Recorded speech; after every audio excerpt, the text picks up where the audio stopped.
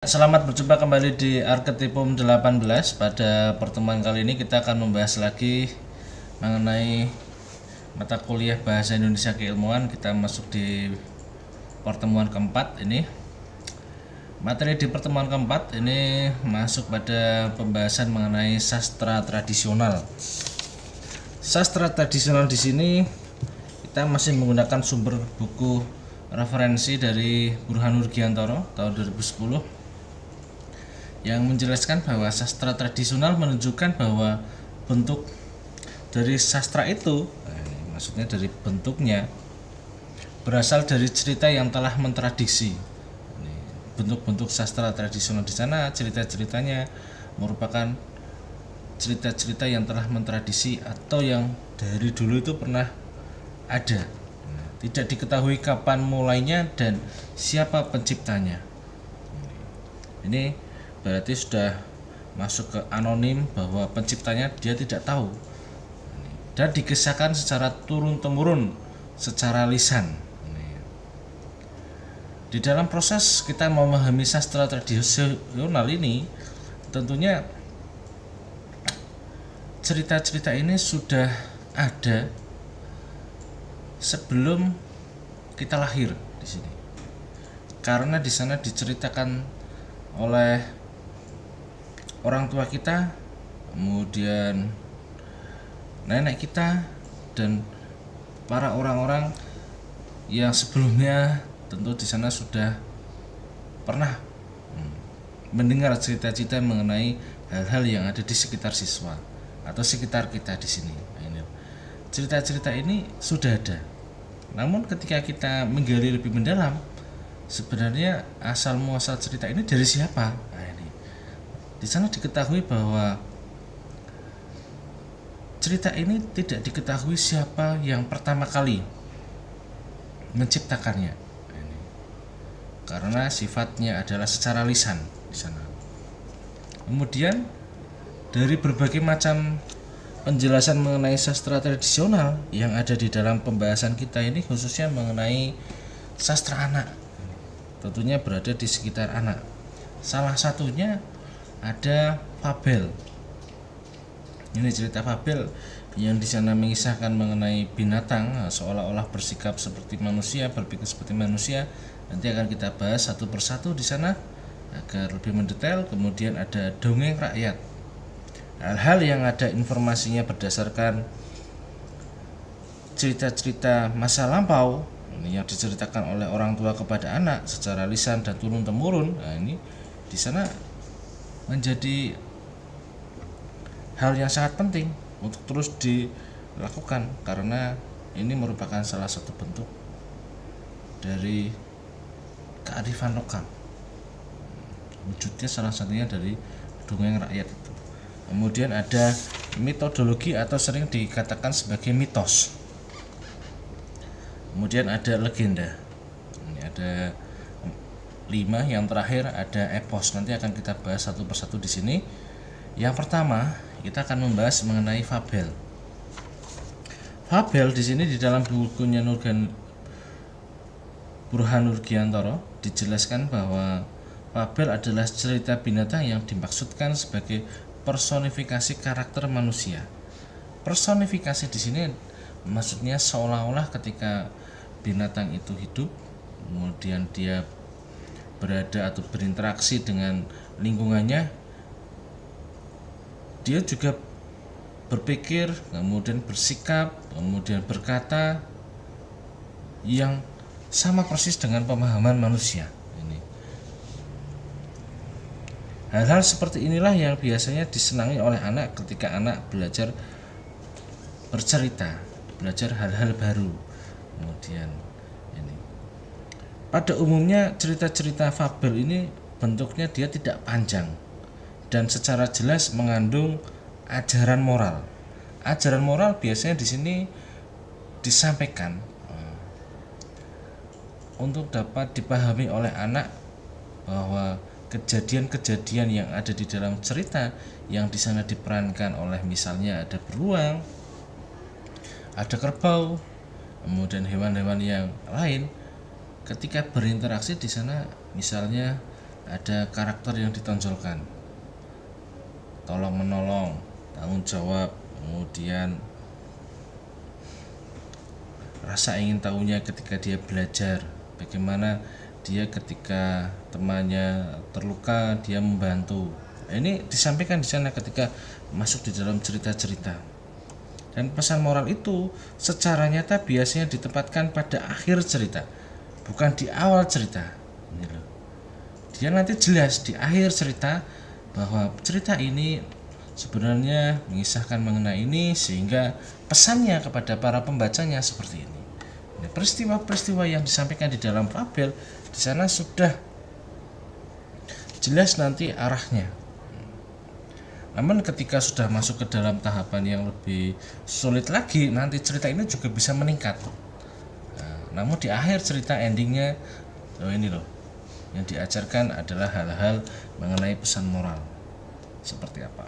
Oke. Selanjutnya kita masuk di dongeng rakyat.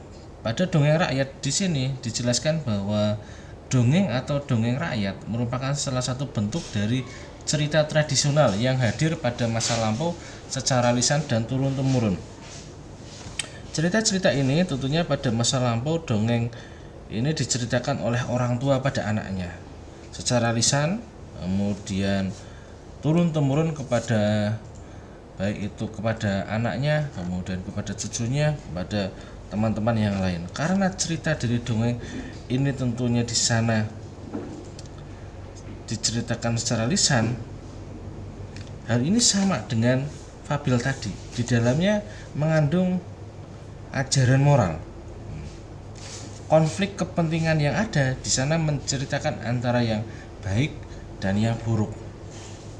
Dan yang baik di dalam cerita dongeng tersebut di sana pasti menang. Ini merupakan dongeng rakyat yang diajarkan kepada anak bahwa kebaikan di sana pasti akan mengalahkan kejahatan. Kemudian tokoh yang dihadirkan bisa sesama manusia atau ditambah makhluk lain seperti binatang atau makhluk-makhluk yang lain yang memiliki karakter datar.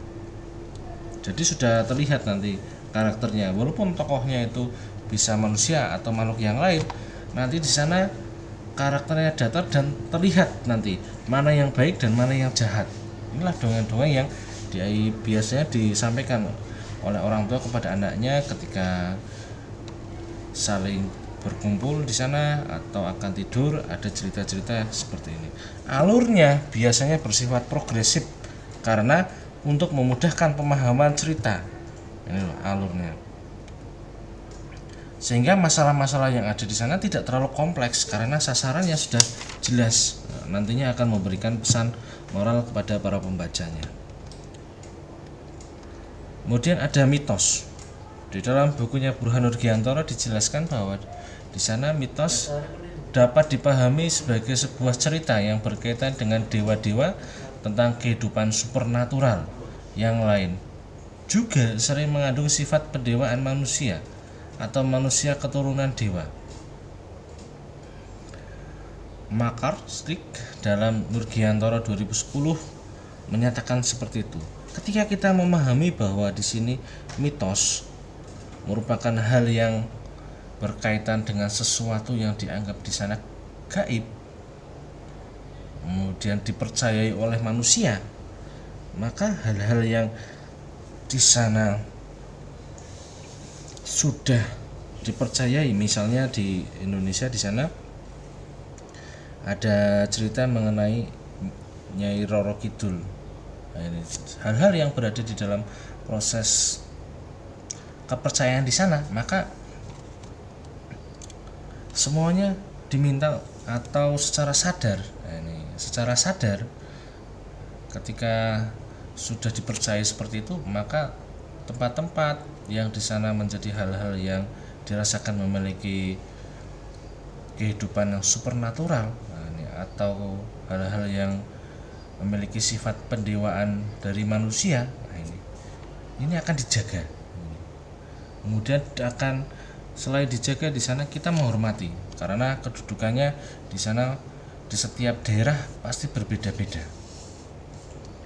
Di Indonesia banyak sekali cerita-cerita mitos yang tentunya di sana merupakan bagian dari kearifan lokal.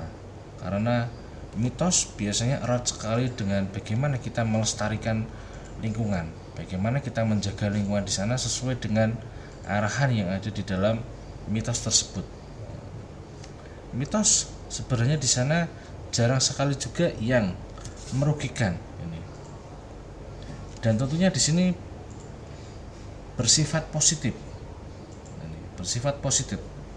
Karena salah satu yang tadi saya sampaikan di sana untuk menjaga agar lingkungan yang ada di sekitarnya di sana tetap lestari dan tidak ada masalah. Misalnya salah satunya terkait dengan hal-hal yang kotor karena tidak terawat, maka perlu dibersihkan dengan baik.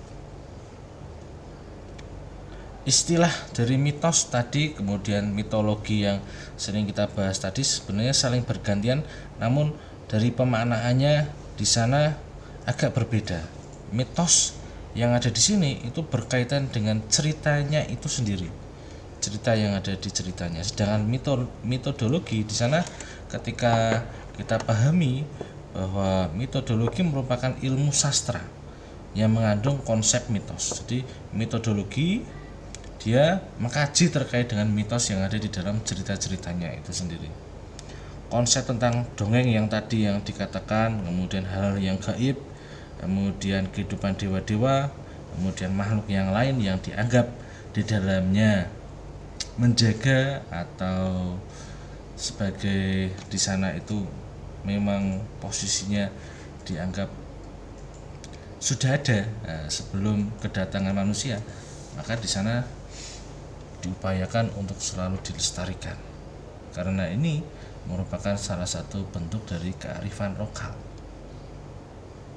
Mitos biasanya menampilkan cerita tentang kepahlawanan, kemudian asal-usul alam, kemudian manusia atau bangsa, dan semuanya mengandung sesuatu yang suci atau gaib.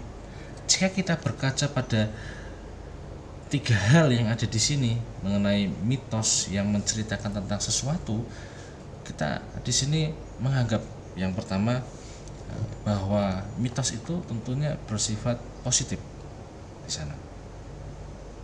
Karena di sana dia menjaga seperti yang saya katakan tadi, kemudian melindungi wilayahnya agar di sana tidak kotor, tidak rusak terhadap sesuatu yang ada.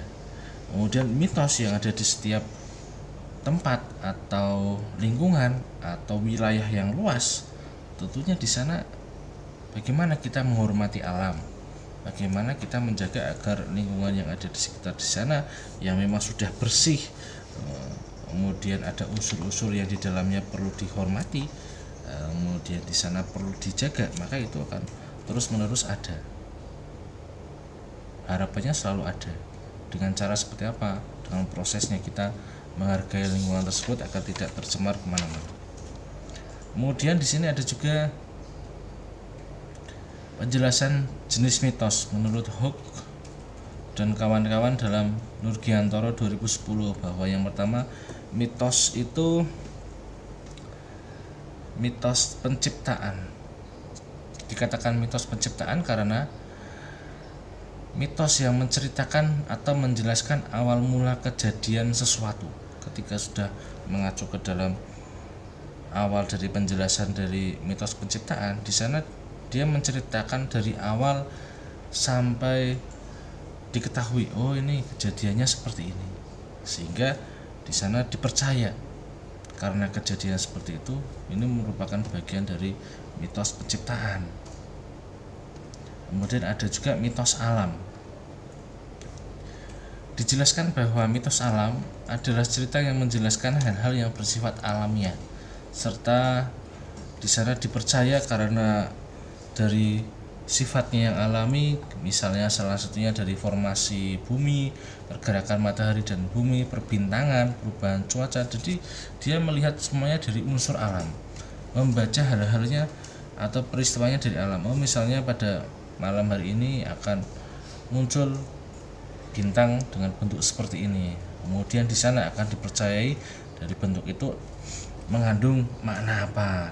Ini Misalkan dari cuaca yang tiba-tiba berubah, di sana inilah pesan bahwa manusia harus melakukan sikap hati-hati dan menjaga alam. Ini berarti bentuk-bentuk seperti inilah yang dibaca oleh manusia dari proses mengenai kejadian yang ada di alam, kemudian dipahami dengan baik, mengandung kepercayaan seperti apa dan hubungannya nanti positif agar tetap terjaga dengan baik alam tersebut. Mitos kepahlawanan selanjutnya adalah mitos yang mengisahkan seorang tokoh yang menjadi pahlawan karena kualifikasi dirinya yang memiliki keajaiban tertentu di luar nalar kemanusiaan.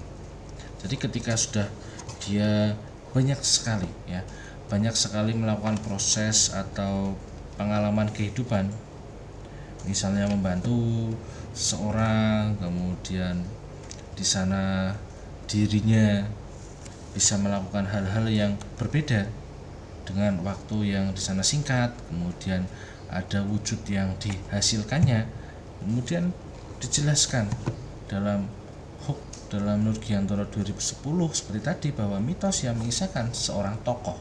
Tokohnya siapa di sana yang dianggap sangat terkemuka di daerah tersebut, kemudian di sana yang menjadi pahlawan karena kualifikasi. Ketika kita memahami kualifikasi, berarti di sana ada yang berbeda seperti yang tadi saya sampaikan. Dia memiliki peran yang sangat besar terhadap pengaruh di lingkungannya, entah itu dalam bidang pendidikan, sosial, kemudian agama, dan hal-hal yang lain, ekonomi misalnya, yang di sana bisa mempengaruhi orang lain dan dapat memberikan wujud yang jelas. Oh, ada perubahan setelah dirinya ada. Begitu. Ini termasuk mitos kepahlawanan. Arketipum 18.